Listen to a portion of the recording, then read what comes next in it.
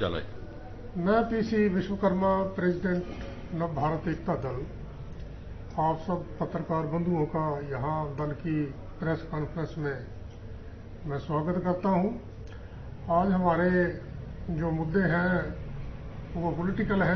एक मैं जो इलेक्ट्रल बॉन्ड है उस पर अपनी पार्टी का रुख स्पष्ट करूँगा, और दूसरा जो अवांछित जो मुद्दों पर आजकल जो दोनों पार्टियों के बीच बहस हो रही है उस पर भी मैं कुछ विचार रखूंगा। इलेक्ट्रल बॉन्ड से जो स्थिति सामने आ रही है सुप्रीम कोर्ट के दखल के बाद कि किस तरह पॉलिटिकल पार्टीज को ये बॉन्ड मिले और करोड़ों रुपया जो है वो उनको मिला, और इससे ये भी स्पष्ट हो जाता है कि इन करोड़ों रुपयों के बदले सरकार उनको बहुत ढेर सारे लाभ देगी और लाभ दिए भी हैं, या उन्होंने जो गैर कानूनी काम किए हैं ये भी स्पष्ट हो रहा है कि उन कामों पर भी सरकार जो है वो नजर अपनी बंद कर रही है।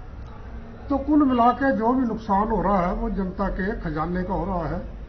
जिन कॉर्पोरेट घरानों ने पैसा दिया वो तो अपना वसूल करेंगे, उससे बल्कि ज्यादा ही वसूल करेंगे सरकारी खजाने से। तो ये एक निष्कर्ष जो है अमीरों का और सरकार के बीच बैठे लोगों का ये सामने जाहिर हो रहा है। और इस संबंध में नव भारत एकता दल का दृष्टिकोण ये है कि ये जो सरकारें हैं ये पूंजीपतियों की सरकारें हैं, उनसे मिली हुई सरकारें हैं। डेमोक्रेसी के नाम पर यहाँ अरिस्टोक्रेसी चल रही है, अमीर तंत्र है, गरीब का कोई भला नहीं हो रहा है। और हमारा जो नव भारत एकता दल है उसने एक एजेंडा तय किया है कि सबको ऐश्वर्य, सबको सम्मान, फ्री शिक्षा और फ्री चिकित्सा, किसानों का आमदनी बढ़े, मजदूरों की आमदनी बढ़े और दस्तकारों की आमदनी बढ़े। इसी तरह जो भी वर्कर्स हैं, चाहे वो इंडस्ट्री में काम करते हैं, चाहे वो सरकार के अधीन काम करते हैं, उनकी आमदनी जो है वो बढ़नी चाहिए ताकि वो ऐश्वर्य और सम्मान का जीवन जो है वो जी सके। लेकिन इस तरह से अगर ये इलेक्शन के नाम पर चंदा इकट्ठा होगा और इस प्रकार से ये निष्कर्ष बढ़ता जाएगा तो इन लोगों की अनदेखी होगी। सारा खजाना जो है वो काफी सारा पैसा तो ये कारपोरेट घराने इस सत्ता से मिलकर लूट लेंगे।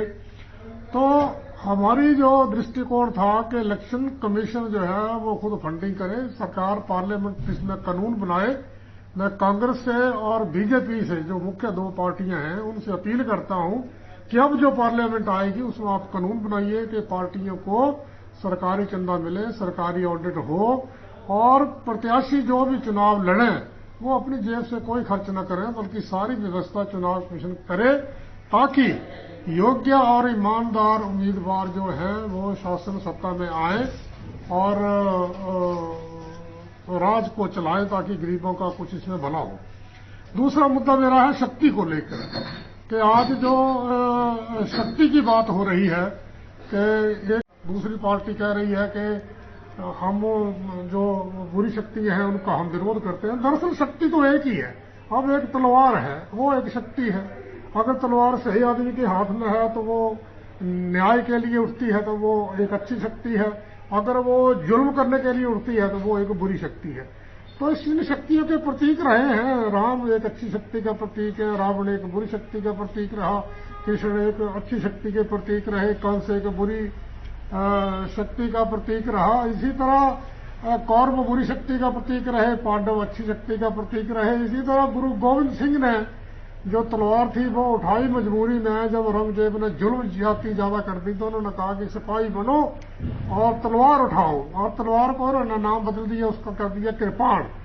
तो ये सारे जो शक्ति है वो एक होती है, इस्तेमाल है इसका, कोई सही इस्तेमाल करता है, गलत इस्तेमाल करता है। अब शक्ति रूस के पास है, शक्ति यूक्रेन के पास भी है, शक्ति इजराइल के पास भी है, शक्ति गजा के पास भी है।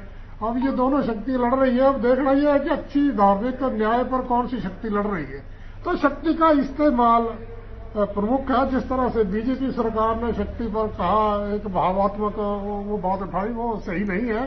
अगर कोई जय भवानी बोलता है या जय दुर्गा बोलता है तो उसका मतलब यह था कि जब वो लड़ाई में जाते थे तो मॉरल कर्ज अपने में भरते थे कि मेरी माँ मेरे साथ खड़ी होगी, मुझे युद्ध में मेरा कोई बाल बाग नहीं कर सकता। उन्होंने एक कल्पना कर ली थी एक मूर्ति के पास जाके कि चलो मेरा युद्ध में साथ दो। इसी तरह गुरु गोविंद सिंह ने भी एक जयकारा बुलाते थे वो, कि जब भी वो उन ताइयों के खिलाफ जो जुल्म जाति करने वाले लोग थे उनके खिलाफ लड़ते तो वो कहते थे कि बोले सो निहाल सत श्री अकाल। ये एक मॉरल कर्ज करना पड़ता है कि हम उस सच के लिए लड़ रहे हैं, उस सत श्री अकाल यानी कि जो टाइमलेस है उसकी वजह से हम लड़ रहे हैं। तो इस तरह से सही मुद्दों पर आइए, जो मुद्दा है फ्री चिकित्सा का, फ्री शिक्षा का और लोगों की जो आमदनी है वो बढ़ाने का, लोगों को सुख सुविधा देने का, ऐश्वर्यपूर्ण जीवन देने का, उन मुद्दों पर चर्चा करो। ये भावात्मक जो चर्चाएं करते हैं ये जनता को गुमराह करने वाली चर्चाएं हैं। धन्यवाद।